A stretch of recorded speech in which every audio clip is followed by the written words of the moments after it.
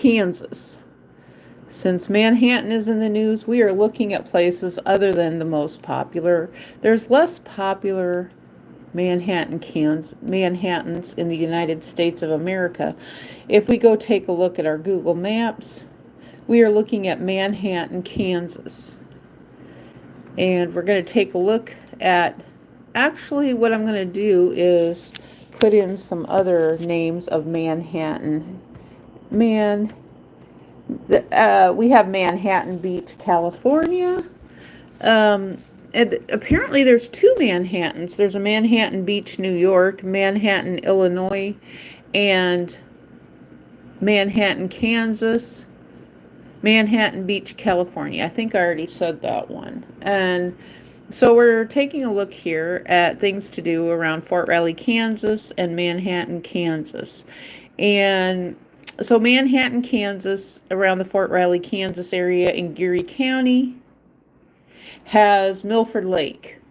Milford Lake, there's a Clayview public access area to go swimming. It's a big, one of those big, there's a West Rolling Hills campground. There's a great big giant, a great big giant lake and recreational area there for the troops to go swimming in, in their off time. They have a place called Warrior Zone. It looks like it's up there on the hill on Fort Riley at building 6956, Candlewood Suites building. That's on post, it looks like, on main garrison. First Territorial Capital State Historic Site, Camp Funston? Oh, that's an interesting name. They also have Ogden in the Fort Riley area, the U.S. Cavalry Museum on the main post, Fort Riley, Kansas. They have Camp Forsyth on Fort Riley, Kansas. And so we're taking a look here at some of the historical areas on Fort Riley, Kansas right now, which is just a little bit south of Manhattan, Kansas. They've got Marshall Army Airfield, Visitor Control Center, Henry Gate. Henry Gate is just off of Interstate 70 near Freedom Park Atomic Cannon. Grandview Plaza. They've got Grandview Plaza in Junction City, Kansas, which is just south of Manhattan, Kansas. Manhattan, Kansas is just north of Fort Riley, Kansas, off of Interstate 70, heading north in Geary County, Kansas, off of Interstate 70. Well, hello, Jaden and Myung. We are talking about where Manhattan, Kansas is today. And so there's a big recreational park area, Milford Creek State Park, which is a fun place to go swimming at. And Manhattan, Kansas is north of there. They've also got Tuttle Creek Lake, both beautiful, beautiful swimming areas. In the area, not a whole lot of people in the areas. Let's see, Manhattan, Kansas is in Kansas on the Kansas and Big Rivers. The Flint Hills Discovery Center offers multimedia exhibits on the region's prairie ecosystem. Sunset Zoo has cheetahs, leopards, and anteaters, plus a butterfly garden just north of the city. Tuttle Creek State Park encompasses Tuttle Creek Reservoir, horse trails, and shooting ranges. South trails run through the Konza Prairie, home to bison. Hello. Yes, please subscribe to me. Absolutely, please subscribe. You're welcome to subscribe. And get your friends to subscribe, too. Please share my video with your friends. And, okay, so we're looking here at things to do in Manhattan, Kansas, and around the area. They have the Riley County Historical Museum, the Midwest Dream Car Collection, the K-State Agribusiness, and so those are some things to do in the Manhattan, Kansas area. But they've got the huge reservoirs, two of them, two huge giant reservoirs in the, I believe they're Army Corps of Engineer reservoirs in Riley County and Geary County. Do you guys have any questions you'd like to ask today? Anything you'd like to chit-chat about? So Interstate 70 is kind of, it's a really kind of a sleepy, boring place. It's in between Kansas City, Kansas, and Denver, Colorado. I mean, and everything in between is just, for the most part, there's not a lot of, Kansas is a very, very quiet place. Very, lots of prairies, tumbleweeds, not a whole lot to do. That's kind of why it's nice, the recreational areas and the big lakes that they have there, near the military bases is kind of nice. And I'm really surprised, though, that the area has not grown for that very reason.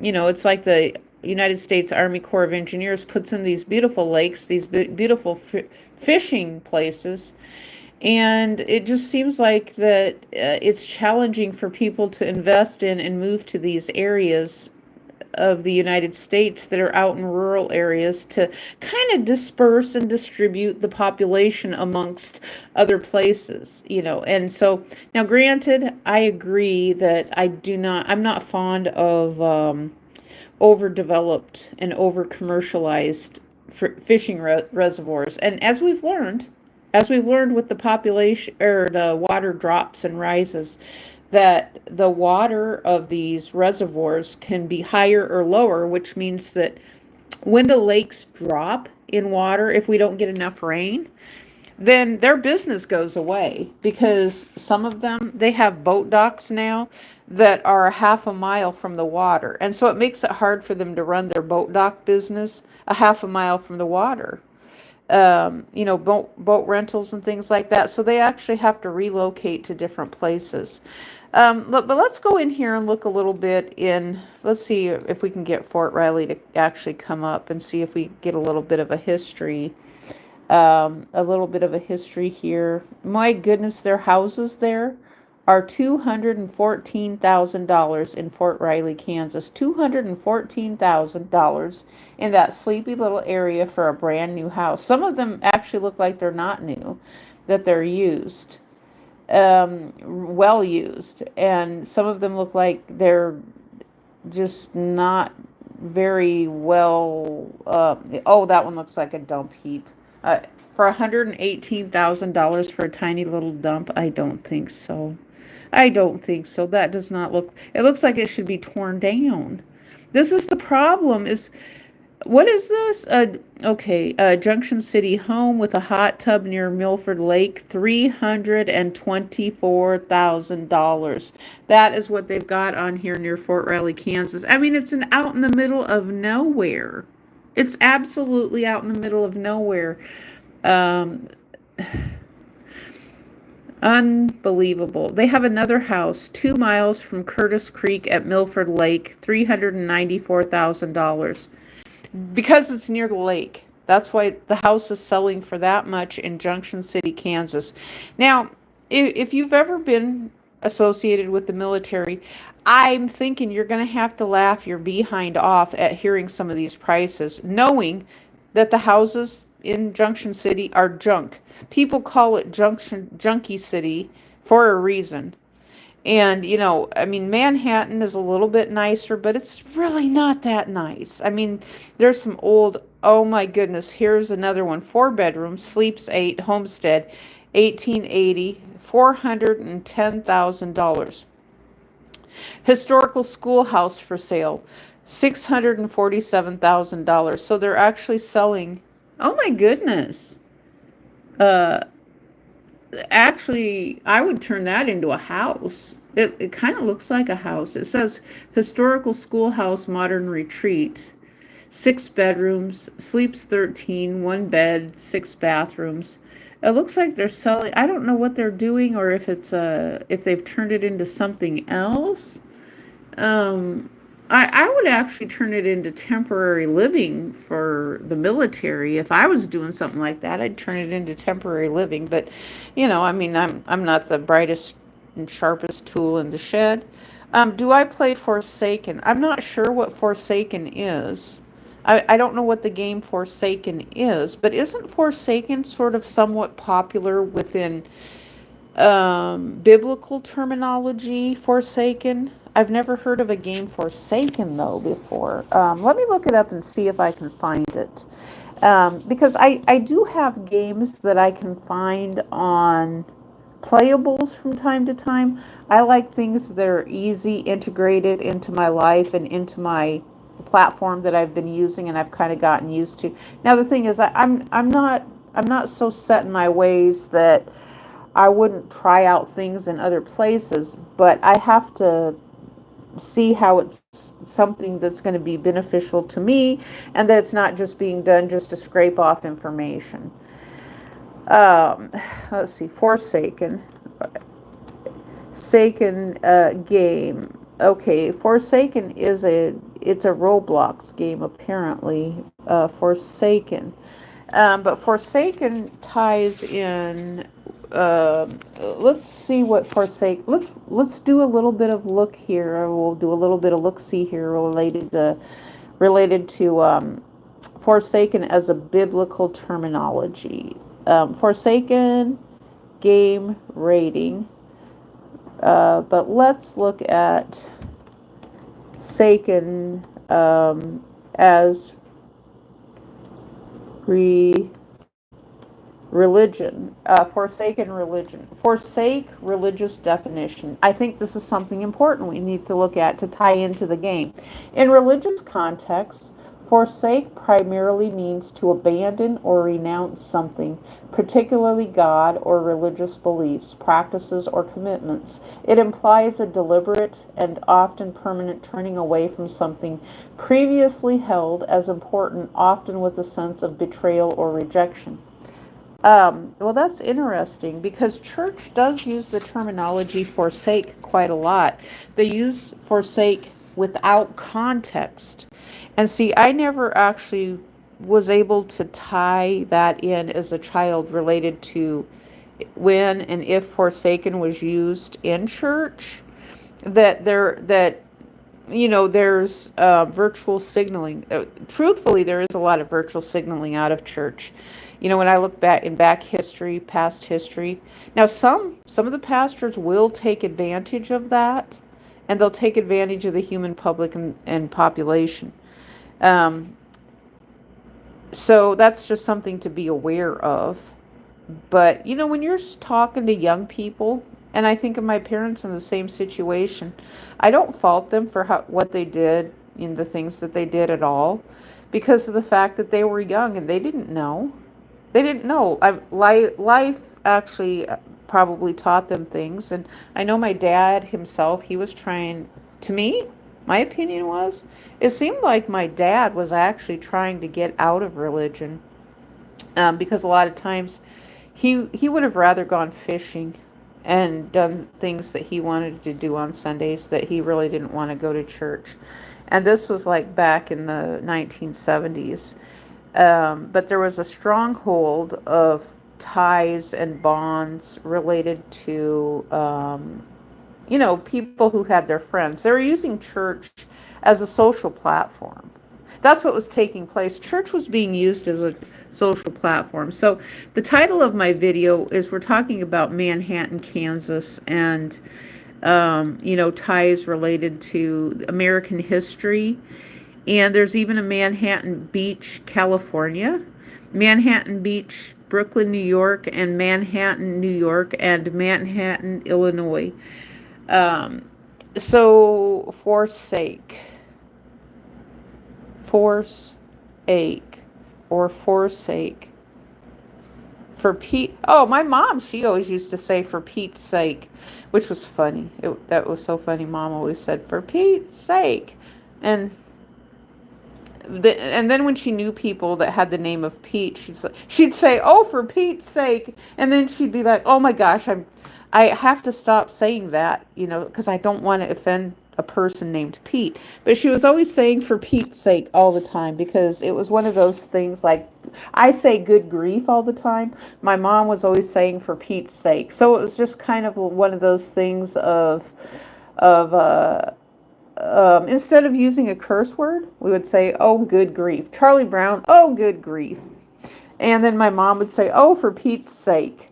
I don't know why or how for Pete's sake become popular, but you know what? Why don't we see if we can find a little bit of history on the usage of the terminology of for Pete's sake?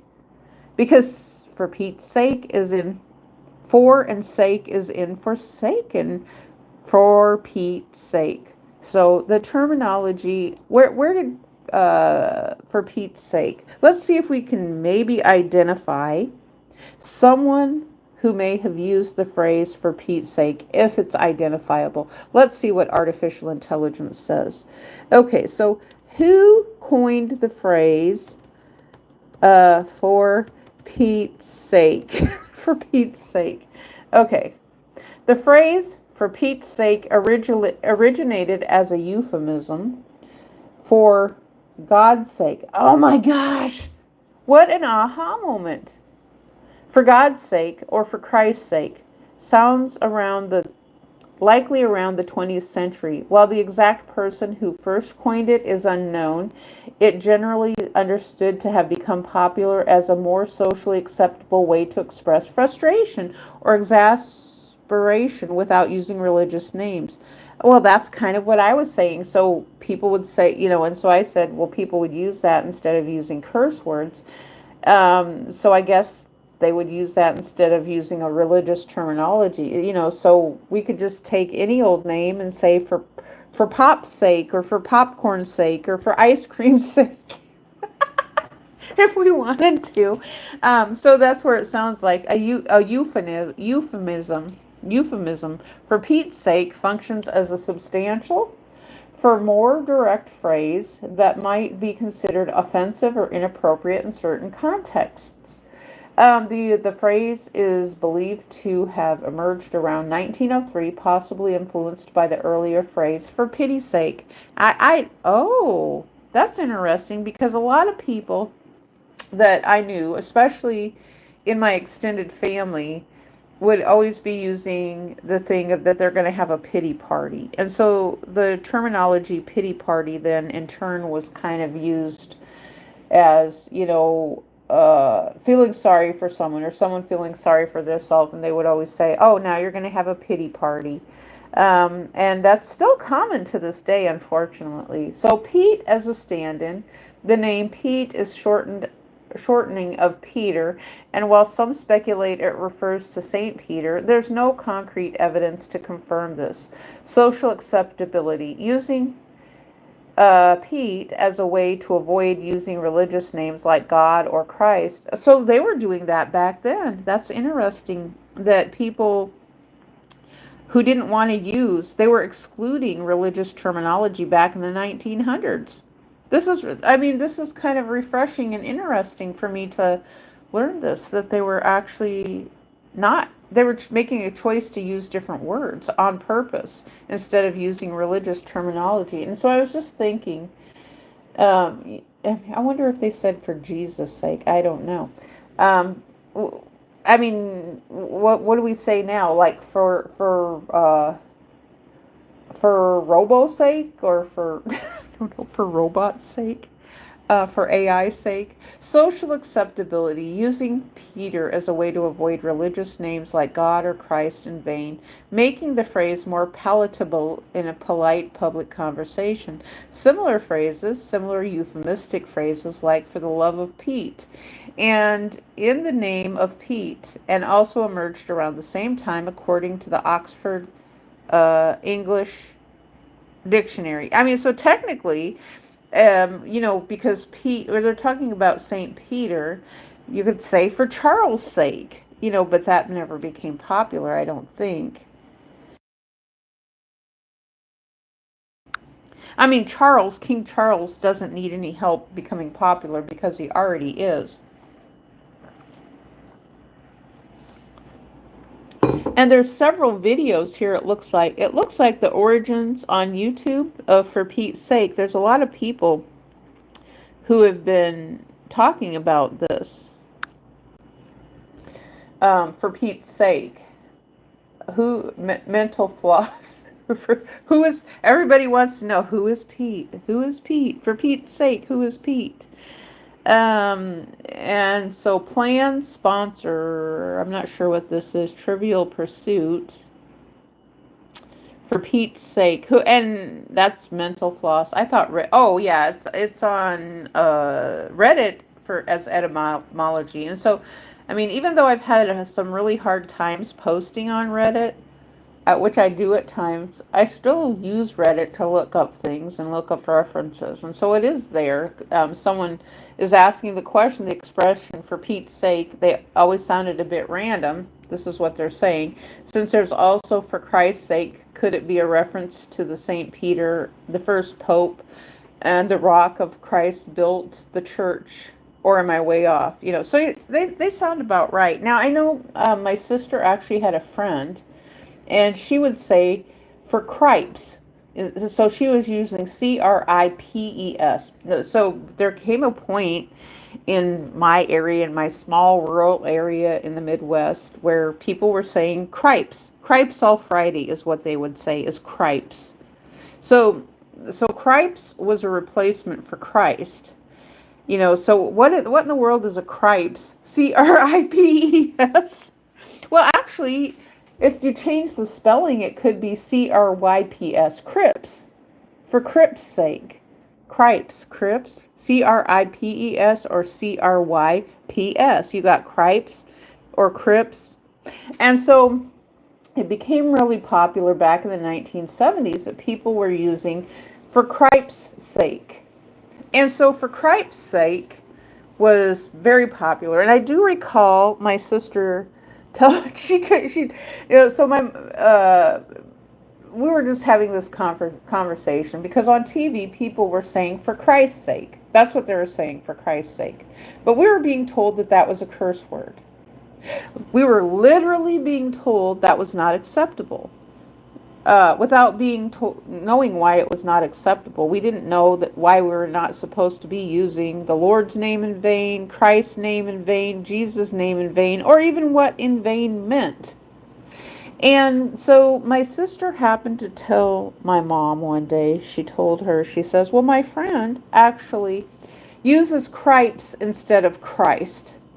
So my mom schooled my sister and told my sister, she says, well, it's the same meaning. If your friend is saying cripes as a replacement for Christ, then the intent of using it in vain is still there. Well, really?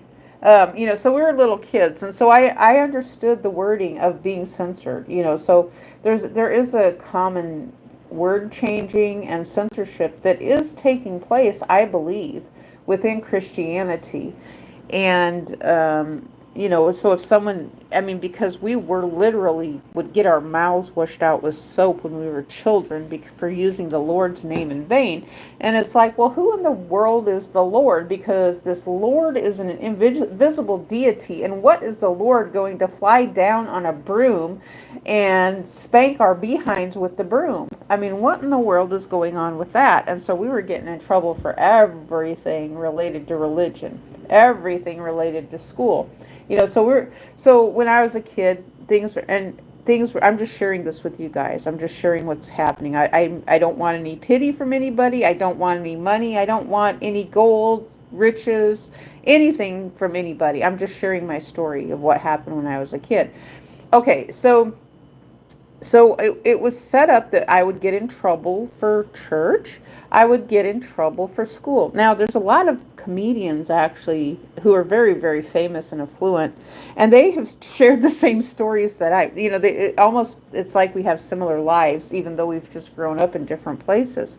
But, okay, so I'd go to school, I'd get bad grades, I would get punished for getting bad grades. I'd go to church, and we didn't get graded. And I always remember asking how come we didn't get grades at church. And I thought it was kind of strange that we had Sunday school, but we didn't get grades. I was kind of glad that we didn't get graded in Sunday school for the work we did, because, my little brain as a kid was rationalizing that if we got graded for what we did at church, then I would probably be getting in trouble for church too. Now, it was bad enough I already got in trouble for doing things in church that I was supposed to know that I wasn't supposed to be doing, So fidgeting was one of the biggest ones, or picking my seat, because I had underwear that was too tight. Well, it's like, well, that wasn't my fault. That just means I was growing. And I never could understand why my underwear was getting tight or that I was growing, because I didn't understand what growing was. But once we got bought underwear, then on me they tended to uh, get small, and then um, I would pick my seat because trying to pull my underwear out of my butt, because I was a growing kid, and so my underwear was too small, so I was picking my seat. And my mom was always saying, "Are you going to the movies?" And I'd be like, "Well, what are you talking about?" And she's like, "Well, you're picking your seat." Well, the thing was, is my underwear was too tight.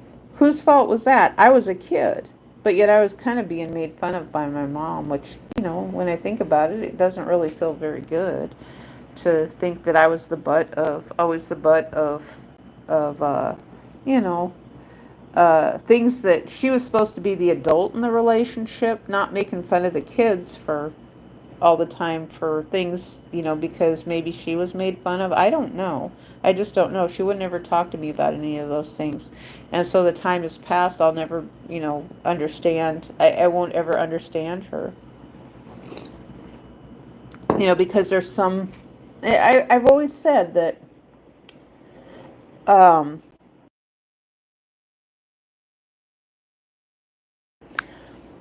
that I think that I'm just gonna not say anything right now, because I've always said that, things could have been worse, is what I've always said, and so they were raised up in this indoctrination of religion, so related to forsaken and changing things and doing things differently.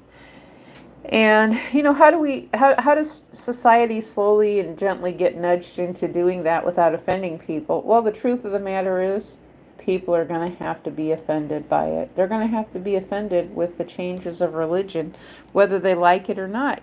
Because it sounds to me, this is what I think of it as. I always deviate back to the Wizard of Oz.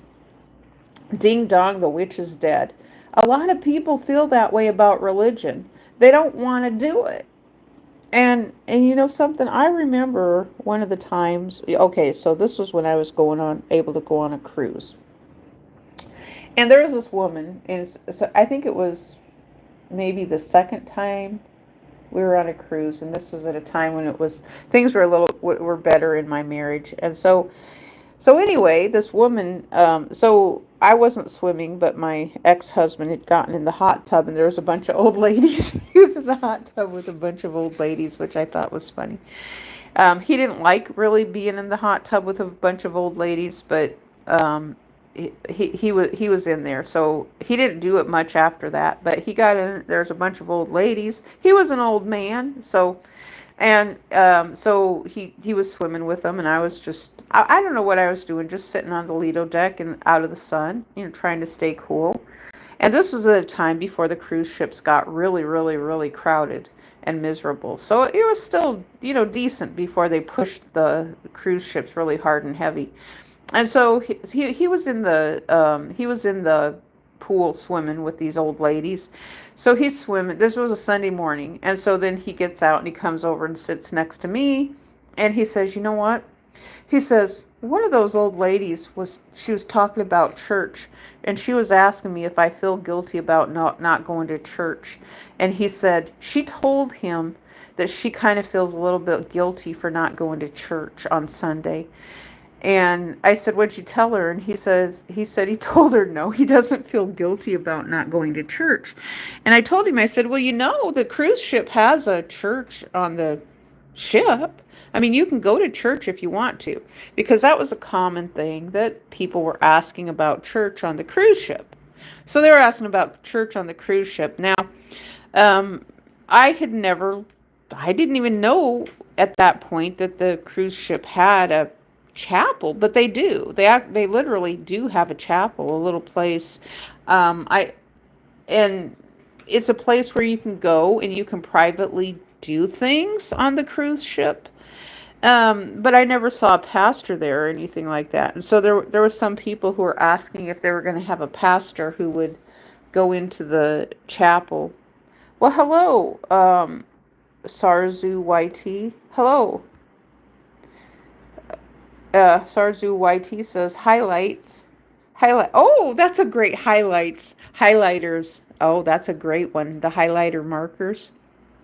And so the pastor was, or there was no pastor in there, but I was always thinking, because I was always trying to engage on the cruise ship places, but I was always met with resistance there too, with a lot of things.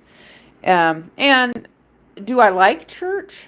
I'm not against church, but what I'm against is the delivery of.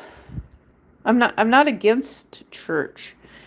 I am against it being used as one way or the highway. So what is a church? I have to say that so with the definition of how I was raised with church, we were taught our body is the temple. So this means you do not need a building for church. You can have church anywhere. Church leaves me unsatisfied. Yeah, I felt the same way when I was younger too. You can go on ahead and write more if you'd like to write, and I'm just going to share some things because when I was graduating from high school, they were always talking about the end of the world, and that is how they were delivering it to us. And I was feeling like my God, I was feeling so miserable because it's like why are they talking about the end of the world? And the pastor's son-in-law was preaching our youth study. And he was talking about the end of the world, and he says, and I hope Christ comes in my lifetime. And, so we really didn't have any additional context related to what that meant. And I just was feeling miserable because it's like, well, here I am heading off into life. I'm young and I don't want to think about death all the time, even though I had a good understanding of that death is permanent. So I understood at that age that death is permanent because I'd had a grandpa pass away. One of my cousins had a baby that died. And so I understood what death was. And little did I realize even that a few years later I would have my own baby that passed away. So I fully understood that death is permanent, even as a young person, as a kid. Kids do understand that death is permanent. They do understand. I mean, it's easy for them to understand what death is instead of when you use real words and explain things to them. Kids want to know real words. They want to understand the real things. They don't want to be given sugar-coated meanings of things. So if you are able to tell kids the real meanings of things and use real words, then it's more likely, in my mind, that you're going to have kids maybe ask you about things that they might need help with because they're going to feel like you actually care. Or that's what I think anyway. They're going to feel like that you care by giving them the straight up truth instead of a sugar coated answer. And I agree with you that I agree with why it would leave you feeling unsatisfied. I kind of felt the same way too, because I felt like I was being told a lie. And when I did confirmation, we did confirmation classes when I was in the 7th grade. And confirmation is supposed to be an extension of a class from baptism. So we did baptism at birth, where my first husband, his church did baptism about the age of 10 or 11, which that was close to the age that I was. I think when I was in the 7th grade, I might have been 11 or 12, something like that. And so the confirmation was a reaffirming of that you're going to give your life to Christ. And the one thing that I remember with confirmation is going up front. We had to go up in front of everybody and say little phrases and things like that. And I think mine was something related to Jesus lives or something like that. I didn't know what it meant, but I felt like I was telling a lie, because that's what my mom was telling me. She says, well, you're reaffirming that you're going to give your life over to Christ. And I didn't want to. And our pastor had sent us home and told my mother that she told not just my mom, she told everybody. We had I would say we had about 8 to 12 kids that were going to confirmation class at the time. And my mom said one night the pastor sent us all home. And so confirmation was probably about 4 months. Yeah, I think it was in the spring for us. So we had confirmation class. We had, I think even at that time I had Girl Scouts. I was playing a musical instrument. So we were just overloaded with things. So I even had to practice my musical instrument at that time. We're doing Girl Scouts. Sometimes we'd have to sell. We had other school activities. I played basketball for a little bit. So it's like we were always busy doing things. They were just trying to keep us busy, busy, busy, busy, and that maybe plays a role in the work ethics too. But we were sent home. So my mom, we were sent home early. And so I remember being sent home early. I do remember that night being sent home early, which is kind of funny. But my mom did not tell me why we were sent home early until I was an adult. And um, so I remember going home. But as an adult, my mom then later told me, she said that the pastor sent us home and called every single parent and said, "Look, I'm not going to teach your kids anymore because they don't seem interested in confirmation. So if you can't get them interested in confirmation," he says, "I'm not going to teach them anymore." And so I don't remember what happened. I think that I remember my mom asking me, wanting us to we were basically memorizing a bunch of phrases out of the little catechism book. It was kind of like a turquoise blue or a Tiffany blue color. It was a little book. It was called Confirmation. We had, I'd say there was about maybe 14 pages, 14 to 20 pages in it. And we had to memorize all this stuff inside of the book. It was boring. Boring, boring, boring. Because at the same time, we were having to memorize. I had to memorize the preamble of the United States of America. We, the people of the United States, in order to form a more perfect union, establish justice, ensure tranquility, something like that. I basically do somewhat remember the preamble, but I don't remember any of the confirmation stuff. But I actually liked my history teacher, though, too, at that time. And so anyway, I guess our parents got us all back involved with confirmation. Now, it was important for them. The ceremony was important for them. So we had a confirmation ceremony. And so we would all have little, like, white robes that we would cover ourselves with. They're kind of like little shawls. And so we would wear a dress, and then we would have a little white shawl that was over our shoulders. And I didn't realize my mom was actually making them for church. And so they would just get a white cloth. And so she loved sewing, and my mom was always doing stuff for church all the time. I didn't realize how much stuff she did at church until, well, I mean, I knew she was always doing a lot of stuff. People were asking her to bake. They were asking all the women. Everything was volunteer. They even had us kids doing things. And so I think this is where labor laws come into play a lot of times. Because in the church, they have kids that are doing things, volunteering and working for free inside of the church, where the church gets some money. Well, and then we didn't get paid. We don't get anything. Well, I mean, the church would have events sometimes every once in a while. Um, they might, but nothing was ever really free. In the church, it was always pay. I mean, if you went to one of those, if you volunteered to work for free at, like, if they had a dinner or something like that, you would get a reduced ticket. You wouldn't actually get to a free meal. You would not get a free meal from church. It was a reduced price ticket. And sometimes they would be charging $15 a person. to raise money for whatever it was they were raising money for. They counted on the women to have those fancy quilts that they would raffle and auction off for whatever reason. I mean, so they're always trying to raise money off of people for various things. I never knew what it was for. I was always asking my parents, what about. I was basically asking them about the politics of church, and they were saying, "Well, your dad's a deacon. He was for a little while, and then he quit doing that. He got more involved with the city council and that type of politics than anything, but it was just a small town thing. It wasn't anything that was real big."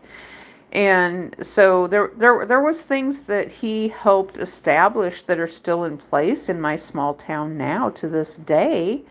So the small town I was in, it was an incorporated town, but it's not like tourism. It's not like a tourism town where you're going to pull in a whole bunch of money. Most small towns in the United States, honestly, I'm not even sure how they stay in business. With inflation, I have no idea how they can afford to pay any of the city council, because some of these towns right now, I'm thinking that they probably have volunteer politicians that are not getting paid at all. Because with inflation, it's like different cities have different amounts of money that they can pay people. And in some places, it's real. In the past, politics was not that popular because people had kids, they had their life. And then if people get involved with politics and then you're hurting someone else's business, or you're not approving things for someone, then you're hurting someone else's feelings. And that's what I'm seeing that takes place within politics on a grand scale too. But in a small town where you want to try to be neighborly, a good neighbor and neighborly, it would make it really challenging and difficult to be a politician, especially if you have your own business too. You've got your own business, you're a politician, or you're on the church board and doing all and that's how it was back then. You would have people on the church board, you'd have the same church people on the city councils, and it was a small town. But then in the end, a lot of times the good that came out of it was you would get a fire department. The fire department would get improvements. That was the good that came out of it. The fire department got a building. And that's something that I think I'll always remember. And maybe one day the small town, my dad doesn't live there anymore. He's in a assisted living and kind of headed off into the sunset of his life. And so the one thing I think about with that is that he had an impact with getting a fire department in our town, and a fire department he has actually told me it's still all volunteer. And so even though they have a really nice building, it's still all volunteer, which means that it's a cornfield rural fire department that doesn't have a staff. And so the people, they do have a place for them to keep their equipment, because I remember my dad, when he was on the fire department when I was a kid, he would bring his sooty, nasty, dirty stuff to the house, in his name, "You get that stuff out of here and you put it outside. It's got that soot all over it." And it did. It was dirty and disgusting. And back then they gave them white coverall. That's what they were wearing, was white. The firemen, they gave them white coats and white pants, and they were kind of like Carhartt, but they were all white. They'd have soot and dirt, and so he would have to take it to the I guess to the laundromat in town, because at that time we had a laundromat. I don't know if that town exists, or if I don't know if the laundromat exists or not anymore, because it was kind of a dump. But they would take it down there and wash it, because they had the giant washing machines and dryers, and they'd wash it there, and then he'd bring it home, and he'd fold it up for the next time that he needed it. And so they stored everything, their fire hat and everything, at the house. So I think that with them having it at the fire department right now, they can probably go there or store it there. I'm not sure how that works, but but see how it worked in the rural communities was we had a ring. So it was a really long ring. It was just a consistent ring on the phone. And so you would know the difference between a real phone call and a phone call. The regular phone call, it would ring and then shut off, ring, shut off, ring, shut off. But the fire department ring was just a solid ring. So we were able to distinguish the difference between this solid ring and, you know, that it, and then the regular phone call. And so my mom always told us to never answer the phone when we heard the solid ring. She said one of the other ladies would pick it up, but I would always pick up the phone just to listen to see what they were doing.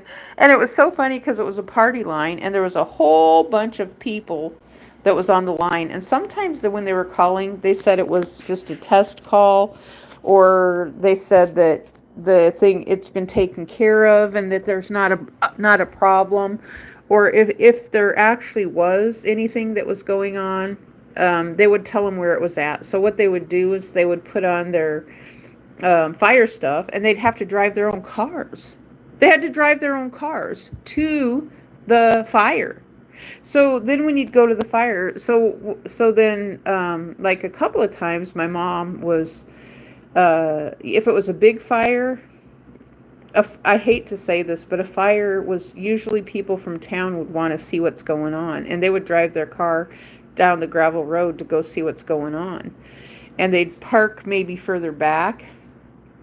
And so and even my dad, oh my gosh, he would take us driving through places where there was a fire, you know, when he was done being a fireman and other people were doing it.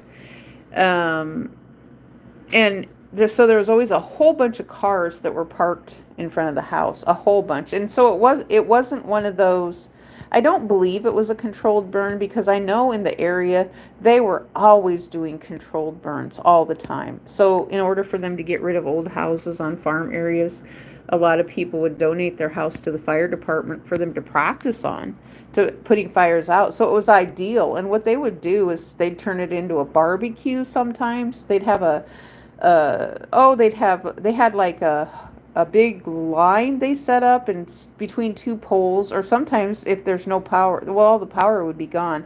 So they would set this barrel up and run it between what used to be the electricity line, and they would have like firefights between each other with the hoses, you know, to see which one had the most powerful hose. And then they were all completely wet. It was just part of the training thing. It was fun to watch, actually, a lot of fun to watch. They gave us free food. Now here's the fire department giving us free food, and church is charging us as kids. Fire department gives us free food, and church is charging us. So, so the fire department really did create a lot of engagement within the community. They did things a little bit differently, and they were always more apt to, invite a lot of people. So it wasn't just for the firemen, so when they were having one of their events, they were inviting everybody to come watch and see what the fire department did. And that's something I'll always remember, is my dad being a fireman. A volunteer. He didn't get paid. He was a volunteer cop too, and didn't get paid. Go figure. After he got out of the military, he was a volunteer and he didn't get paid. And he got very little military pay too. He was a short term, but he never thought of himself as a veteran. Never thought of himself as a veteran. He still doesn't to this day, which is so strange. But my dad, he doesn't think of himself as a veteran. And I myself have actually changed my thought process of what a veteran is, because I know a lot of men who were in the military, they were like, well, yeah, I was in the military, but I wasn't in combat. So they had this thing where they'd separate themselves, and it's like, well, you were still in the military. You still served our country. And now, on the other hand, you've got some people who went in for one day and then they got out, and they're a proud veteran, so they had flat feet and they couldn't continue in the military, but they're a veteran. And it's like, you guys have a warped sense of what serving your country is.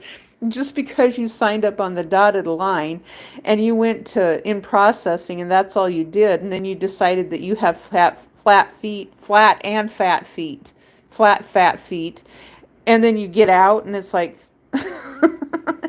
yeah, maybe you did serve your country in some other way. That's a great possibility.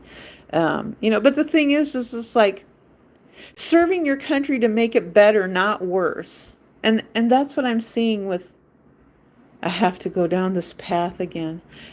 That's what I'm seeing with inflation. It's like Wall Street makes the country worse. Inflation makes the country worse. Because it's just like all of this is ran autonomously, and I've been thinking about all these Wall Street companies too. They're basically ran without a leader. I mean, they pretty much are. They're autonomous, and so people who like work for Walmart, they're working for Wall Street. I don't know if they've ever thought about it like that or not. And I know I didn't when I worked for J.C. Penney's. I didn't think of myself working for Wall Street. I had no idea that J.C. Penney's was on Wall Street at that time. I had no idea. And I had no idea. And then they were wanting me to sell the bank cards. And that's basically upselling the bank cards and pushing that at the register. I didn't understand that either. So basically then I was tied to, because I thought, all I want to do is I just want to sell clothes. I wanted to be the cashier. I wanted to keep the store neat because that was my job. And I did. I was proud of myself and I did the best that I could. It was the same thing when I was younger, working in the restaurant. I did have to learn how to clean a little bit better in there. But with retail, I was just keeping everything nice and neat. For the most part, we didn't have grumpy customers. But what we did have, we had this huge amount of people who would just come into the store all the time. And this was while I was going to college. And it was the strangest thing I'd ever seen. So we had people coming into the store with headsets on their phones. Now, I had actually seen the headsets before because there was a person on a military base and he actually had a headset and he was talking into the phone. And I'd never seen that before, where you had the headsets and you were talking into your home phone. So it was kind of like an introduction of new technology, and sometimes it comes through the military and other places. And then when I moved to the small town where I grew up, or close to where I grew up, to go to college and I was trying to get a life. I was really trying hard to get a life and make something of myself, and that never really happened. But there was all these people then, all of a sudden they were coming through the store and they had on headsets. And it was so funny because of the fact it's like, well, at that time, this was back around 2001. So 2001, people coming through the store talking, and so it was funny because it looked like they were talking to themselves. Now all of us have gotten used to that, and I would always ask if there was this woman, and I'd say, look at that person over there talking to themselves, and she's like, yeah, they are, aren't they? Well, eventually we figured out that they had their headsets on, so sometimes it was hard to see the headsets because they might have on a hat, sunglasses. They looked like they were just out of a James Bond movie coming through the store. That's what it looked like, I mean, and they weren't doing anything, even though I really don't think they were doing the things that the boss said they were doing, one of the supervisors. I just think she was being mean. And I think that the boss, though, I think she had ties to the newspaper. Because the store that I worked for, they always had a little blurb in the newspaper that something was being stolen from the store. And I was always looking to see the time because typically they would put that in the news of record. And typically there was a time associated to when it happened. They would put if it happened at there would be specific times, like maybe 3:45 in the afternoon, someone stole something from J.C. Penney's.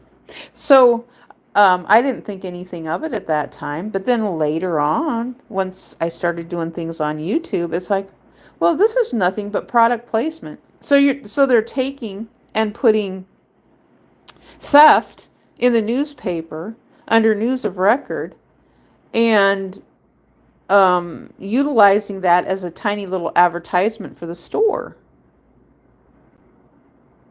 I thought, well, how clever is that? That's the same thing as someone recently, oh, some politician, some politician, on the online newspapers, they put an advertisement for their political career in the obituaries.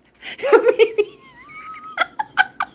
maybe that was a joke, and maybe that meant that's where politics is going, is into the obituaries. Because there was so this was during the time that of the last presidency when they were running for office, and I was just finding all these political advertisements in the obituary section.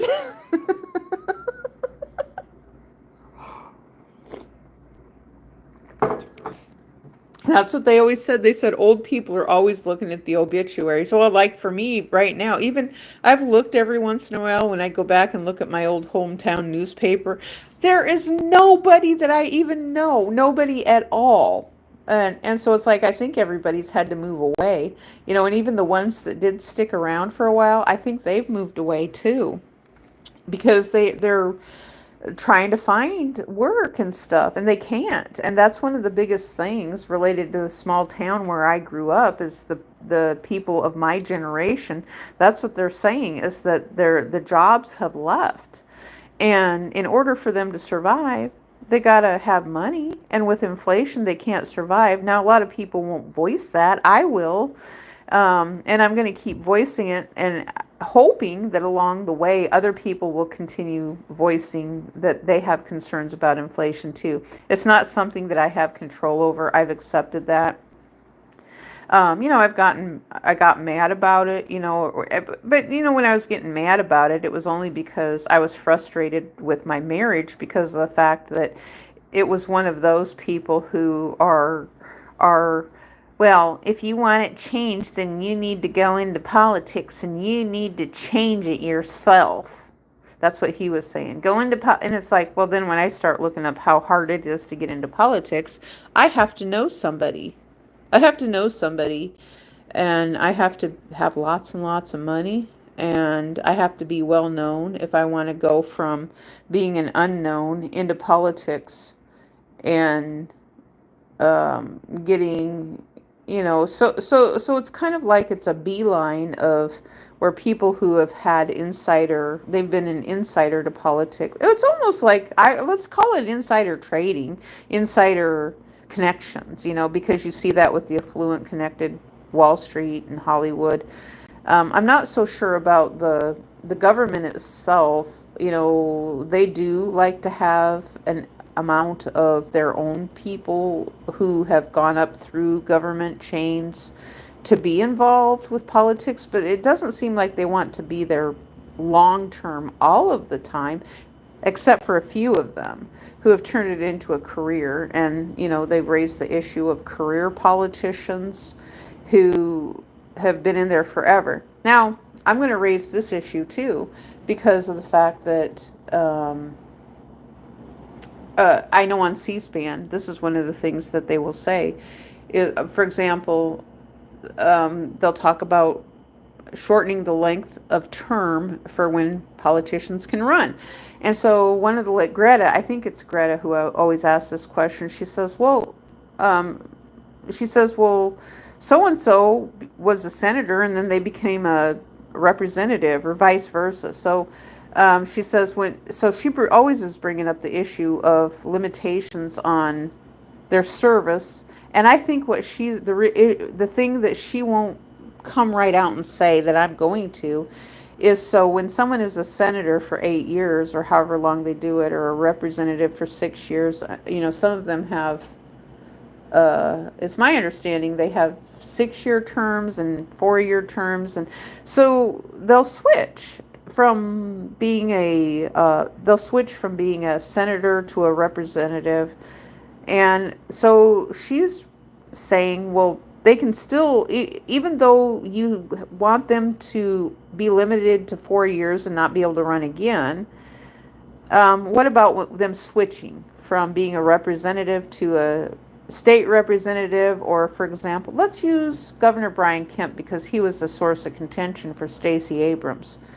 And so he was the Secretary of State, and the Secretary of State controls elections. And that's the thing Stacey Abrams brought up, was that she was saying, using the terminology that he controls his own elections as Secretary of State, and then he becomes the governor. Well, what about limiting the secretary? So if you're Secretary of State, you can't just go and run just based on popularity to become governor just because you're Secretary of State.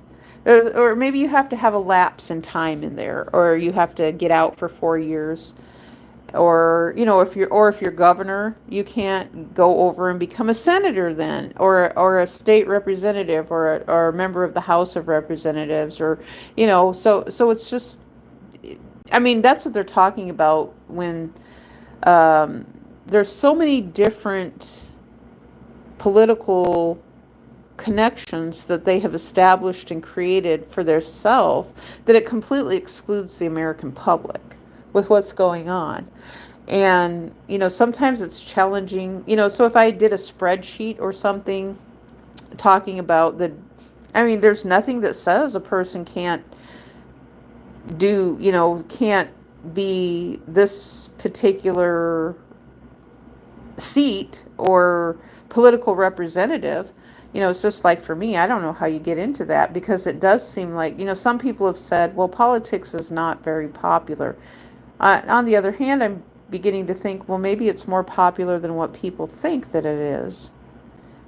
Because when you get the corporations in there, or someone from the corporations, or who is doing things specifically for a company, then it becomes rigged. Then it becomes rigged because you've got politicians in there who are, when they get out, then they become CEOs of a company, and they have ties to that company, and then they get money from that.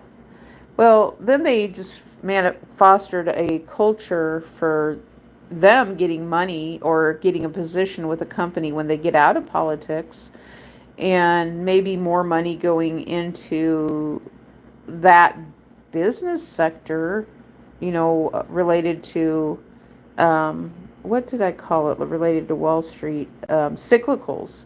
Cyclicals is the word I'm looking for, because there are certain stocks that perform better at other times than not. And, and then there's some companies that are new, trying to get off the ground. And so they have to put a bunch of seed money into these companies so they will grow. And so that's the same thing with any company, like the internet. Someone has to put a bunch of seed money into that when it was starting off. And, they use colleges to do that. That was the first time I ever saw Google, I think it was around 2002, even though I believe they said it was 1998. When it first came out, and I had no idea what Google was in 2002, and some kid pulled it up and he's like, oh, look, we got another search engine. And they're talking about Google in my college. And but then the college teachers, they were doing something that was kind of funny too, I always thought, because the college teachers a lot of times they were doing things, it was almost like they were hands off, because we were basically teaching ourselves in our computer classes. And so the teachers were only there just to give us grades. And that's really been the evolution. It's like, well, why do we need a teacher if we're going to read through a book and we have to teach ourselves? And I even think back to the third grade, or yeah, well, what did I say? It was fifth grade, I think. He was either my fourth or fifth grade teacher, the one that was the guy who liked watching baseball in class, and then he watched the president resign. He'd bring a TV in every once in a while. If it was something he was interested in, he'd bring that old black and white analog TV into class. He'd have us watching it. And he's the one who had his feet propped up on the desk. He was reading the newspaper. We were reading our books ourselves. And he was telling us to learn from it. Basically, that's what we were told, is to read our books. We're supposed to comprehend and learn from it. We had no discussion. So in my grade school, it was kind of the same thing. Well, teach yourself. You read it, you learn it yourself. And he really didn't want to do any teaching. It was almost like he was there just to be a babysitter. And that's what he was acting like, was a babysitter. And so, and I've always said the thing, I've always said the thing, it's like, well, basically, we learned that during COVID, didn't we? That public school teachers are basically a babysitter. But yet we gravitated to this thing where you have to have a 4-year college degree to be a public school teacher, unless you're a substitute teacher. You're not really a teacher then, because I know the teachers when I was going to school in the grade school, and they were public substitute teachers. Now, we were told that they couldn't actually teach. What they said was that the real teacher would leave work with the substitute teacher. And so that's what our substitute teacher actually told us. She told us that she couldn't teach us. And so she says, well, I'm just a substitute teacher. I can't actually teach you guys anything because I'm the substitute, but I'm just here. If you need anything or you have any questions with your work or you don't understand something, she says, I'm here. So usually the substitute teacher was there for when the teacher was sick, or she had to go to a doctor's appointment or something like that, or she wanted a day off, and so the substitute teacher, a lot of times she'd be reading us a book. She'd be reading us a story in class sometimes, So we always liked the substitute teacher days. And, most kids were good, but sometimes the boys would be really bad. And then I had another substitute teacher one time for my, I believe it was for the one teacher was expecting a baby. So she had to leave. And so we had a substitute teacher, and her name, I believe her name was Linda Thompson is what she said it was. Or she said she was friends. She asked us if we knew who Linda Thompson was, and we said no, we had no idea who she was. And so she actually then, our substitute teacher was talking about entertainment in class. And so she says, I spent time this summer with Linda Thompson, Linda Thompson was friends with Priscilla Presley, Elvis's wife. She says they're best friends. We didn't know what we were supposed to do with that. I know I didn't.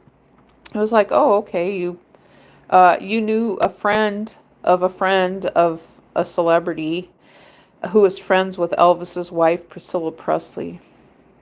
Okay, great. I don't know if Elvis had passed away or not that year. I don't know if he had passed away yet. But she just happened to say that she was friends with, the teacher did. I mean, this was back in the 1970s, and so we always kind of had a little bit of entertainment in class because we had one teacher. Oh my gosh, when we were in the first grade, we would have record day every Friday. It wasn't just once a month, it was every Friday usually.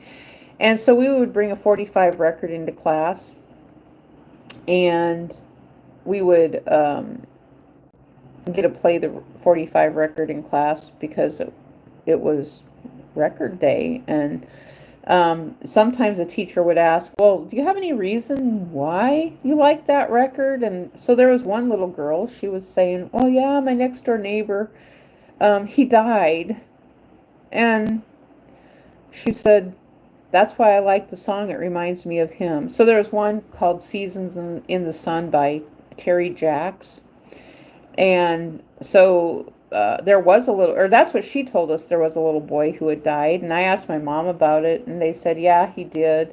So I never even knew who the little boy was. And I was kind of surprised. It's like, well, usually we know who the kids are that go to our school. And he was like a grade or two younger than us. I'd never heard of him. And so I don't know if my parents just said yes, they knew who he was so that we wouldn't tease the little girl or ask her any more questions or anything. But eventually we were asking her questions about who the little boy was because we never saw him before. And so, so it was always strange, why, there was someone who had a neighbor, unless it was one of the kids who was autistic or born traumatic brain injured, possibly. That was always a great possibility, that someone had a neighbor who had special needs. That's the word I'm looking for, special needs. And so they would ride a different bus to school. So they had the short, which we called the short bus. They would ride the short bus to school after picking up the kids who had special needs. Then the special needs kids would ride the short bus to school. And so, yeah, let me see. What year did Elvis die? 1977, August 6th of 1977. So how old was I in 1977? Oh. Oh, what grade was I in then? What grade was I in? Let me think. I don't know what grade I was in. So,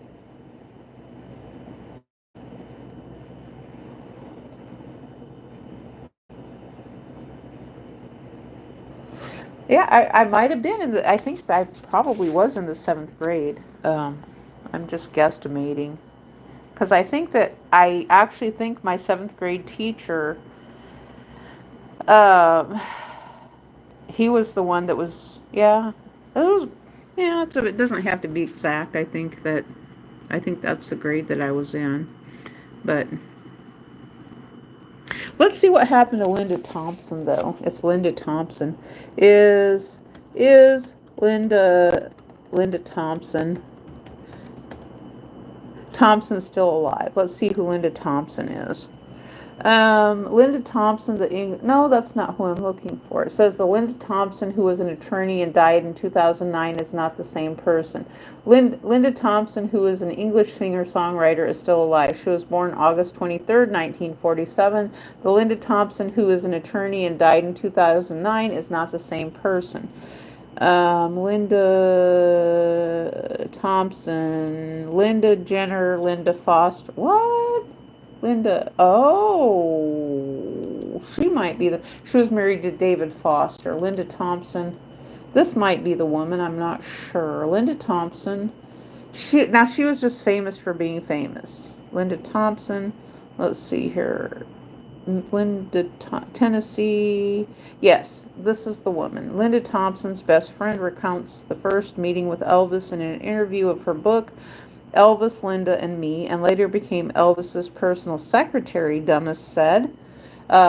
Jean LeMay Dummis was Linda Thompson's best friend. So Linda Thompson was best friends with Priscilla Presley.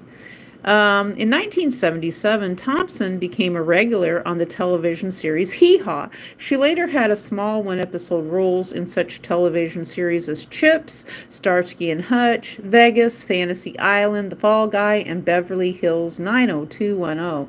Thompson starred in several television pilots, including Mars Base 1, 2 for 2. She appeared in, so she was a kind of like a D film actress. Even though she's very pretty and attractive and everything, a blonde bombshell, she was kind of more of an F type, cutting room floor footage film TV. Thompson starred in several pilots, including Mars Base 1, 2 for 2. She appeared in several films, 3 on a Meat Hook, Rabbit Test, and Original Intent. So she had a significant amount of time between all these shows. 3 on a Meat Hook was 1972. Rabbit Test was 1978. Original Intent was 1991. She had a small role in The Bodyguard in 1992. She appeared as Linda Jenner in a workout video by then spouse Bruce Jenner, 4 documentaries about Elvis Presley. I had no idea that Linda Thompson was married to Bruce Jenner. Did you guys know that? Did you know that she was married to Bruce Jenner? And then in the short-lived Princess of Malibu, a reality series about her husband and David Foster's efforts to improve her 2 sons and herself. Oh, so she got divorced from Bruce Jenner, and then she got married to David Foster. So songwriting, she began her career as a lyricist with Kenny Rogers, singing Our Perfect Song from his album, The Heart of the Matter. In 1985, Thompson collaborated with composer Richard Marx on Josh Groban's first record hit, To Where You Are, with composer Steve Dorff, on Celine Dion's hit Miracle, and Andres Carlson for Drowning by the Backstreet Boys and composer David Foster on several compositions, including No Explanation for the film Pretty Woman, and I Have Nothing, the film Bodyguard in 1992, for which they were nominated for the Academy Award for the Best Song in 1993, and the Grammy Award, the Best Song written specifically for a motion picture for the television in 1994 and Grown Up's Christmas List. Okay, and in 1999, Linda Thompson, Clint Eastwood, and Carol Bayer Sager wrote Why Should I Care? For the film True Crime. I didn't know that there was a show, Why Should I Care? That is interesting because that's something I say all the time about things. Why should I care? I mean, this is going on someplace else. Why should I care? I mean, Diana Krall released all June 8, 1999 by Verve Records. It was nominated for a Grammy Award for Album of the Year, the first time in 25 years that a jazz album was nominated in that category, and won 2 awards. Let's see. Thompson and Foster received the 2003 Emmy Award for Outstanding Music and Lyrics for Aren't They All Our Children for the concert for World Children's Day, which aired November 14th of 2002. So in 2016, HarperCollins imprint Day Street Books published Thompson's memoir, A Little Thing Called Life, which featured on the New York Times bestseller list. Personal Life, Life with Elvis, on July 6th, 1972. Thompson attended a private movie screening hosted by Elvis. That's strange. July 6th. Thompson attended a private movie screening hosted by Elvis Presley at the Memphian Theater in Memphis. Thompson was 22 at the time. She and Presley subsequently dated 4 years before breaking up around Christmas of 1976. They broke up because, like Priscilla before her, Thompson wanted a normal life, which was not possible with Presley's lifestyle. However, they broke up on good terms and remained good friends until Presley's death. I had no idea that Linda Thompson actually dated Elvis. Marriage to Jenner. In 1980, Thompson began a relationship. These are women who are just famous for being famous. That's the only thing. They're just famous for being debutantes, celebutantes. That's all they are. They're just famous for being famous. That's the only thing. It's just reality, tabloid doo-doo. Marriage to Jenner. In 1980. Now, Bruce Jenner, I'm telling you, I don't think Bruce Jenner is actually what he says he is, because he had too many women, too many nice-looking women to actually. I just don't believe that Bruce Jenner is actually. I just don't believe it one bit. But in 1980, Thompson began her relationship with Olympic gold medal decathlete Caitlyn Jenner. Now, nobody knows who Caitlyn Jenner is, so there's kind of a break in. It's like, well, so basically you're saying that Linda Thompson was married to Caitlyn Jenner, which technically now that's how it's worded, is that she was married to Caitlyn Jenner, because instead of saying Bruce Jenner, otherwise we have no idea what you're talking about, because it's like, well, no, I don't think Linda Thompson was not married to a woman. She was married to a man. So the couple married on January 5th, 1981 in Oahu, Hawaii. They have 2 sons together, Brandon and Brody. The couple separated in 1986 after Jenner told her that he identified as a woman. Really? In 1986? Really? Wait. In 1986, and they eventually divorced after going through 6 months of counseling. Now, that's confusing to me, because Kris Kardashian was with Bruce Jenner, and he was, and she got married to him, and her name was Jenner, Kris Jenner, and he was a man. So did Bruce Jenner not tell Kris Kardashian? I mean, I think the FBI or someone needs to look into this because of fraudulent records and things that are taking place, because This says in 1986, the couple separated after Jenner told her he identified as a woman. Now, Kris Kardashian was married to Jenner. So, Kris Kardashian, now, if I was a lawyer, would have fraudulent marriage charges against Bruce Jenner for the fact that she got married to Bruce Jenner. And did he not tell Kris Kardashian that he identified as a woman? Because she was legally married to him and her name went to Kris Jenner. And then in the middle of their marriage, then he decides he's going to have a surgery. And so to me, I would call that marriage fraud. So if in 1986, because I mean, it's in more recent years that Bruce Jenner then eventually, let's see what year Bruce Jenner came out. I mean, because I smell a fraud here. I even smell a fraud on the American public, but that doesn't seem to be too unusual for Hollywood to do that, to fraud the American public. Okay, so what year did Bruce Jenner tell Kris Jenner he wanted a divorce? Let's see here. Bruce Jenner, now Caitlyn and Kris, announced their separation in 2013. So, okay, so what the Linda Thompson article says is that Bruce Jenner told her in 1986 that he identified as a woman, but yet here it says Bruce Jenner, now Caitlyn, and Kris Jenner announced their separation in 2013 with the official divorce finalized in 2014.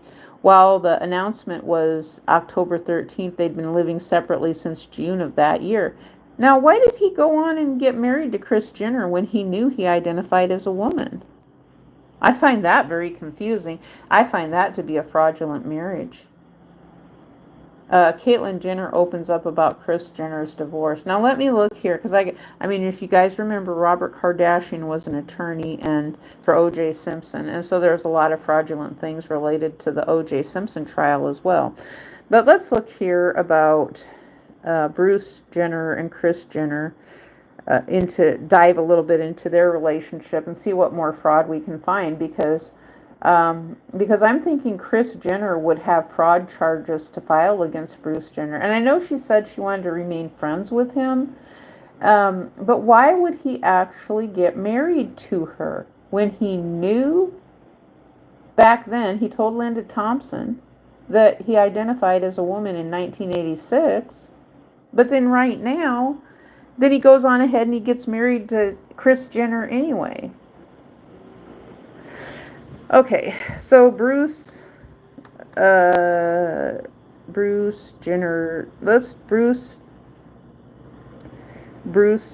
Jenner's marriage to, and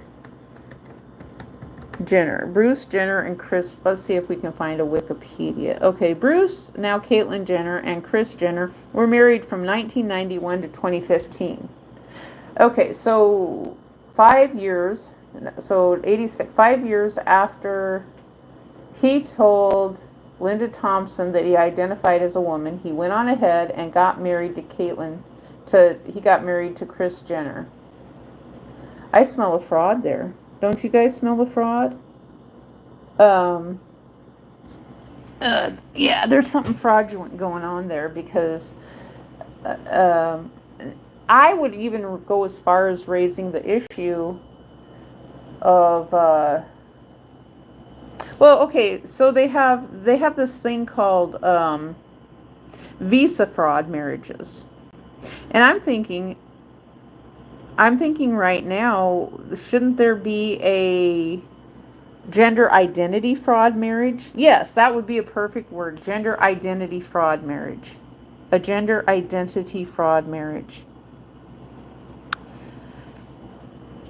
Because I smell something, or is it related to the money? There's something that's not quite right about it, because Bruce Jenner, I just can't imagine he actually is with all those women and then all of a sudden he just decides that, I mean, because Bruce Jenner was an athlete and he's been more famous being a train wreck of a celebrity, of a reality celebrity star, just known for nothing. He's been more famous for that than he ever would have been just for being an athlete. And I mean, he does it well. I mean, so prior to their marriage, Caitlyn had 4 children from a previous relationships, and Kris had 4 children from her previous marriage to Robert Kardashian, making them a blended family that started in their reality show Keeping Up with the Kardashians. The couple announced their separation in 2013. And, so yeah, I mean, Caitlyn Jenner says he doesn't speak to Kris Jenner anymore. Well, I wonder why. What happened to Kris and Bruce? The divorce became final on March 23rd, 2015, because of a 6-month state legal requirement. Jenner described the breakup with Caitlyn as the most passive-aggressive thing, saying that while she had known Caitlyn's use of hormones in the 1980s, there wasn't a great gender issue. Oh, wait a minute. So Kris says that she knew Bruce was taking gender hormones in the 1980s. And so Bruce Jenner presumably was on all these medications and stuff. Yeah, I think gender fraud marriages is something that the country needs to look out for as well too. Um, so in April of 1991, 1 month after her divorce from Kardashian, Jenner married her second spouse, retired Olympian Bruce Jenner, who publicly came out as a transgender woman in 2015, taking the name Caitlyn. They have 2 daughters together, Kendall, born in 1995, and Kylie, born in 1997. In her autobiography, Jenner explains that she named her daughter Kendall Nicole after the late Nicole Brown Simpson. By marriage to Bruce, Jenner also had 4 stepchildren: Bert, Cassandra, Casey, Brandon, and Brody. The Jenners announced their separation in October 2013, and on September 22nd in 2014, Kris filed for divorce, citing irreconcilable differences. The divorce became final March 23rd of 2015 because of something. It just don't make sense to me that he is taking gender blocking pills, and then he has 2 kids with. So if women are so repulsive to him, he has 2 more kids with Kris Jenner, but yet he actually identifies as a woman, and Kris Jenner knew it. I think that I've mulled this through my brain before in the past as not making any sense to me with Bruce Jenner. I mean, it sounds like a marriage fraud to me, or a transfer of money fraud of some sort, possibly. I'm not quite sure. Because it's like, okay, so if he knew he identified as a woman, but he's a man, and he's doing the bo diddly with Kris Jenner, and they make 2 kids together in that marriage, how repulsed is that man of a woman if he's still doing the bo diddly with her? Because typically most of those guys who have a little swish in the tush, they want nothing to do with women. They're transitioning over to what they want to be, and that's fine. Nobody's disagreed with that. But on the other hand, you got Bruce Jenner identifying as a woman, and he's still doing the bo diddly with Kris Jenner, and he's making kids. I see something wrong with that. I see a little bit of fraud taking place here, fraud upon the American public related to his fraudulent gender marriage. Fraudulent marriages based for gender purposes because of the fact that they'll lose their career. I mean, that could be what it is, or, when they're talking about. So Jenner found it progressively difficult to come to terms with Caitlyn's transition, which was fueled after comments Caitlyn made about her in 2015 Vanity Fair article. She also disapproved of Caitlyn's memoir, The Secrets of My Life, released in 2017, criticizing the comments she made about her, their family, and their marriage. The O.J. Simpson trial. Jenner and her family suffered emotional turmoil during the O.J. Simpson trial in 1994 to 1995, later described as the trial of the century. Jenner was a good friend of Simpson's ex-wife, Nicole Brown, and Jenner's first husband, Robert Kardashian, was one of O.J. Simpson's dream team, the defense lawyers during the trial. Jenner was portrayed by the American actress Selma Blair in the FX limited series The People vs. O.J. Simpson, American Crime Story, which premiered February of 2016. California Community Church. Jenner and Pastor Brad Johnson founded the California Community Church in 2012. It originally was called the Life Change Community Church, located in Agora Hills, California. Okay, so there's a lot of things even in here that just don't make sense either. So there's just a lot of left open directions that things could go. And I think that that's why they like it like that, because what happens is, I'm going to explain it. They put a lot of things into media and they leave the ends open to come up with another storyline. So if in the future that they get back in the driver's seat again, then they can finish off some left open ends of something. Right now, I think the internet might be making it harder for them, because this is just reality. This is just America's part of reality TV, because we had some of that on the internet. There were family vloggers and stuff like that. The women they called traditional, what they call them, traditional wives. They're making like over $100,000 a year as a traditional wife. And it's like, well, okay, you're taking care of your baby on camera. You're getting paid.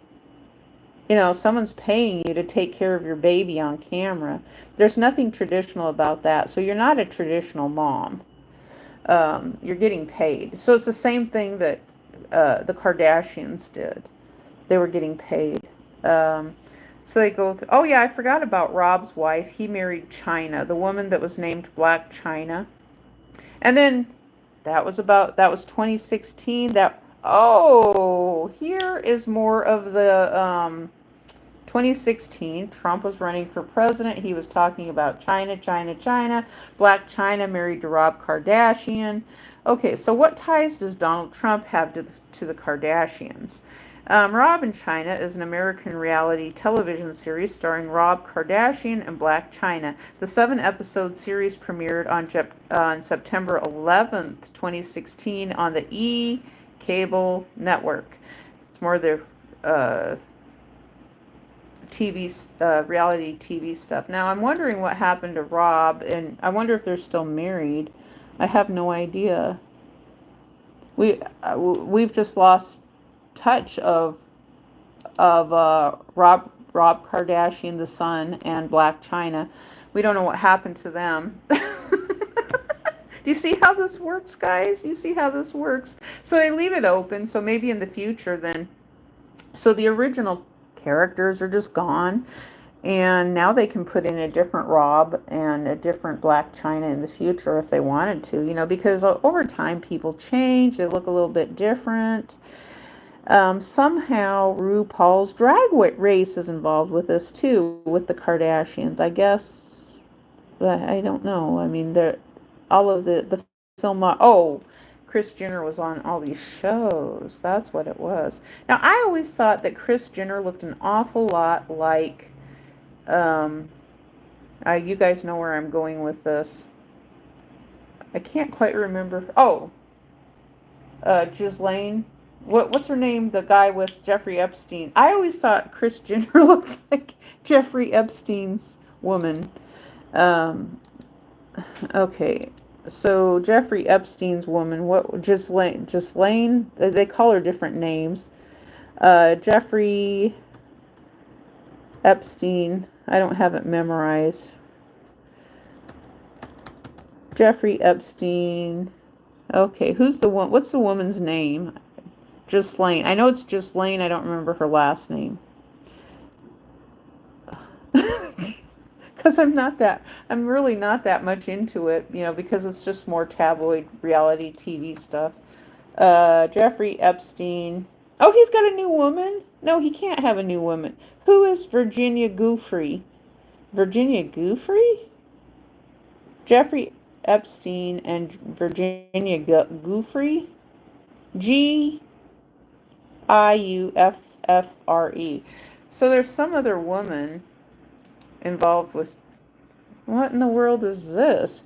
Giuffre pursued a criminal and civil actions against Epstein and Ghislaine Maxwell. That was her name, Maxwell, like Maxwell House Coffee. Okay, so apparently she passed away. So she was born in 1983 and she died April 25th of 2025 near Gaby, Australia. So I guess she was an attorney of some sort. Virginia Louise Giuffre Roberts was an American-Australian advocate of justice for survivors of sex trafficking and one of the most prominent and vocal accusers of child sex offender Jeffrey Epstein. Giuffre created Victims Refuse Silence, a nonprofit organization in the United States in 2015, which launched under the Speak Out Act, reclaimed SOAR, in November of 2021. She gave detailed account to many American and British reporters about her experience of being trafficked by Epstein. Now she's not even alive to talk to anybody. Oh, isn't that interesting and convenient that she's gone now? Well, I thought, didn't that company SOAR have something to do with Ashton Kutcher? I mean, I know we're going on a journey. We're going in a circle. We're being taken on a journey. As Doc Compton always says, we're being taken on a journey with this. SOAR nonprofit. Not now. I don't want to look at that. SOAR can refer to several nonprofit organizations, each with its own mission and focus. Some examples include SOAR for Youth, which provides support and opportunities for foster youth. SOAR support. Why did I think Ashton Kutcher had a SOAR as well that was related to human trafficking? That was a new company besides the other one that he had. Profit. Well, I could be wrong. His was Thorn. Let's see what this is. Ashton Kutcher is known to be involved with the nonprofit organization Thorn. Now, I think he's lost that company possibly or gave it up. Digital Defenders of Children. He had a nonprofit of Thorn, which he co-founded with Demi Moore. This organization focuses on developing technology to combat child sexual abuse and exploitation online. You know what this is? All this is, the celebrities are doing, is an anti-internet. They're doing an anti-internet campaign because they're becoming deplatformed as people move to the internet and find the internet a more freeing place to be able to talk, which it's supposed to be. But the celebrities, there's a bunch of backlash, and so they're creating all this garbage content is what they're doing. So while the search results mention a nonprofit called SOAR, Support Our Aging Religious, and another called SOAR Family, Inc., there is no information linking Ashton Kutcher to these organizations. Okay. Ashton Kutcher has also been involved with discussions about the use of AI in filmmaking, particularly referencing OpenAI Sora, according to the Tech Tribune and IndieWire. Oh, well, that makes sense. Doesn't it make sense to you guys now when I think about it and I think of these popular songs? So these rap bands, how many decades has the music industry been using AI in their movies and music? So is that why? So these people are made famous? I'm going out here on a limb now. So these people are made famous by using AI, and so they're not even doing it, but they're using a likeness of them. They don't even have the talent to be able to do what's being done in the movies and the music. I think that's what's going on. I think that's what's happened. So that's probably why when you take these music groups into real life, they don't know how to sing. They don't know how to play instruments.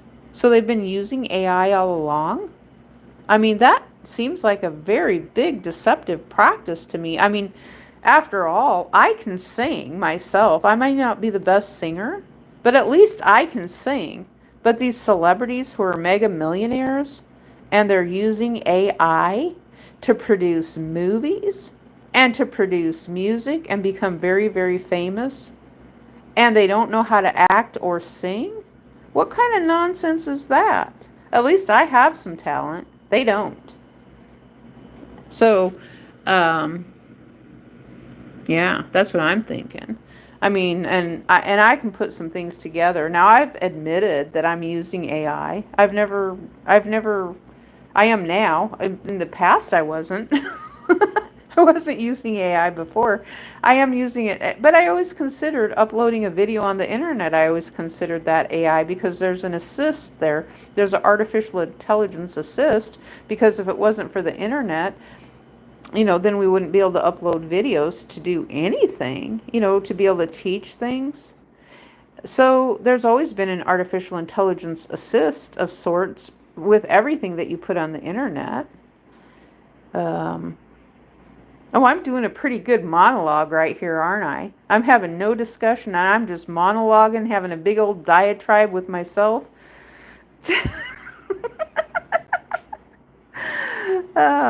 But yes, we were talking about Manhattan, Kansas. How am I going to wrap this on around back into New York? I did, kind of. I really kind of did when I brought it back around, because I always thought that Ghislaine Maxwell looked like Kris Kardashian. She kind of had that same hair. And so I'm sure Jeffrey Epstein, wasn't he in New York City, and he was around Donald Trump? And so we kind of brought it back on around to Manhattan. Now, the only thing that has to do with Manhattan, Kansas and Manhattan, New York is they have the same name. That's pretty much the commonality there, because I always said, this is just my opinion, we have most popular names too and things, most popular cities, and but I wanted to, and I had read something. They said Donald Trump was supposed to be giving Ghislaine, what are they calling her? Ghislaine. They're pronouncing her name a little bit differently to give her more of a less harsh name. Ghislaine. I'm not sure. They're pronouncing it really, really different, but I call it Ghislaine. It says Trump, Ghislaine Maxwell pardon inappropriate to discuss now. Well, it's kind of funny that he won't give her a pardon, isn't it? So Mr. Trump will not give Jeffrey Epstein's bride or his lover a pardon. Why won't he do that? I think that when Congress comes back into session, they're going to be she does look an awful lot like Kris Kardashian. Even though I don't think she is Kris Kardashian, she looks an awful lot like her. They kind of have the same type of hairdo. And I remember that back in 2016. It's like, well, this is weird. Jeffrey Epstein's woman has kind of, the thing of the wigs. The wigs, Dolly Parton sold a wig at one time too, and she had the Dolly Parton hair wig, and then you could put on some blonde hair and look just like Dolly Parton if you wanted to. I don't know why you'd want to. I'm surprised Dolly Parton never sold a silicone chesticle, the silicone bustier. But Amazon sells that stuff now. If you want to have some plastic temporary stuff, then you can do that and enhance yourself, and it's temporary and it doesn't have to be permanent, and there's absolutely nothing wrong with that. If you want a little temporary boost, you don't have to use socks anymore. And there's always all those movies that portray men and women who are using socks to enhance certain areas of their body. I mean, I've never, I don't know, maybe they did. That would be some little good humor right there. If the ladies who like to boost their backside, they always called it, I remember, oh my gosh, this was years and years ago in the early 2000s, and Jennifer Lopez, if you guys remember, she had her little boosty behind, yay. And I was thinking, I mean, we've never heard of anybody boosting their booty with socks. We always heard of men and women both doing it in their certain areas and things like that, but never was socks for the backside. But that was something that all kids were talking about, is a little enhancement to the backside, to get that J-Lo look. So that was probably fake too. If JLo is even real, maybe she's not even real, because it sounds to me like they put so much money into using artificial intelligence with the celebrities that none of them are even real. They can't sing, they can't act, they can't do anything, because they just have them there in name only. Maybe Taylor Swift is not even real. Did you guys think about that? Taylor Swift might not even be real. She's probably an auto tune. So doing fake concerts on YouTube. What do you guys think about that? That's what I'm wondering. What do you think about that? Hollywood really leaves me unsatisfied. And so let's go back here to Sanzu YT, who says church leaves me unsatisfied. I agree. I agree with that. I also agree with Hollywood leaves me unsatisfied because they tell so many lies about everything, and they just want things directed towards them, and they want to exclude everybody else. And I don't like that. So, this is an interesting number, a 1 and a 3, the number 13. It always has me thinking about indentured servitude. Indentured servitude, and that's what inflation does to people, is causes indentured servitude with real human trafficking. Not just that of which celebrities want to make a human trafficking movie and just keep making movies, because that's all I think the crisis at the border was about, was if they can keep bringing people into the United States, they keep making movies, they keep petitioning the government for more money to try to solve a problem that they don't want solved. They just don't want it solved at all. And it's not unknown for Hollywood to be doing stuff like that. I mean, look at our current president. He keeps raising issues about, well, he's flaunting in the face of the American public of things that he can get away with and do, being the CEO of a company. He can get away with doing those things.